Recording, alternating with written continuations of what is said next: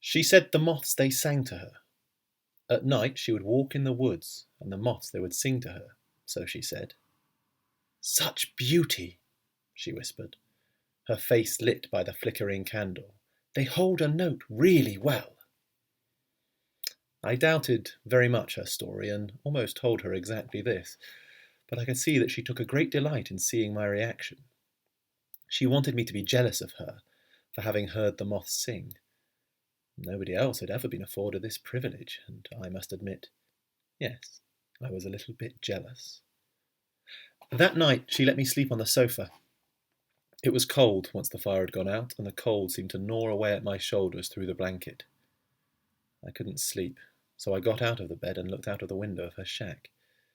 The forest lay silent and looming, an almost full moon casting down its eerie lunar glow. There were no moths. An involuntary laugh escaped my lips. I'd never heard such bollocks before. And yes, she might have wanted me to be jealous of her mystical experience, but she hadn't exactly made it plausible. Then I thought about her, sleeping away there in the only bedroom of the cabin, and how she'd invented this world for herself in which it was perfectly normal that a young lady should live in a wooden shack in the middle of the forest, and should have strange men come and stay over, and who swore blind that the moths were singing. I was just about to return to the sofa and the blanket when a badger started whistling. It was quiet at first, but then, perhaps buoyed by the fact that nobody had remonstrated or suggested to it to keep its whistling to itself, it became louder. And yes, it was a plaintive, almost soulful whistling, the kind I hadn't heard since the days of music hall variety theatres. God, I said to myself, lying on the sofa and placing a cushion over my face. And then a deer started yodeling. Well, there can be no more evocative sound of natural splendour than a deer in full yodel, except when one is trying to sleep. For goodness sake! The yodeling deer, the whistling badger. Be patient, I told myself. They'll be gone soon.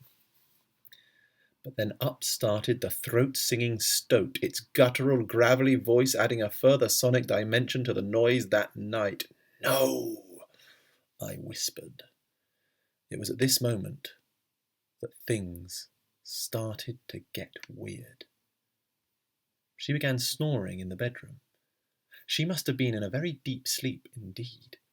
Only after each nasally intake of breath she let it out with a prolonged me, me, me, me, me, me, me.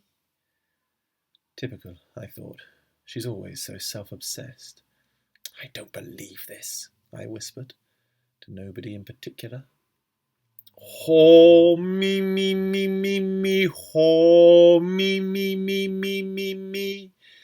Whistling badger, yodeling deer, throat-singing stoat, and her with her snoring, I knew I would not be getting to sleep. All it needed was a humming fox or a scat-singing bat, and my night would be just about complete. So it was no surprise at all when, just after 3 in the morning, the moths started singing. Beauteous, pitch-perfect, almost heavenly in their surprisingly trained simplicity, yet I really couldn't take any more. I flung the cabin door open and yelled, "For goodness bloody sake, just keep it down, will you?" It then went very quiet. "Help me on with these waders," she said to me the next morning. The waders were made from reinforced rubber. She sat on the sofa and I did the best I could to aid her. "They're sending the minibus at 11, I told her, "to pick me up." "That's fine," she replied. "I'll be gone by then." "And last night You heard them," she said, "didn't you? And you fell under their beauty. Tell me, what was the name of the song that they were singing?"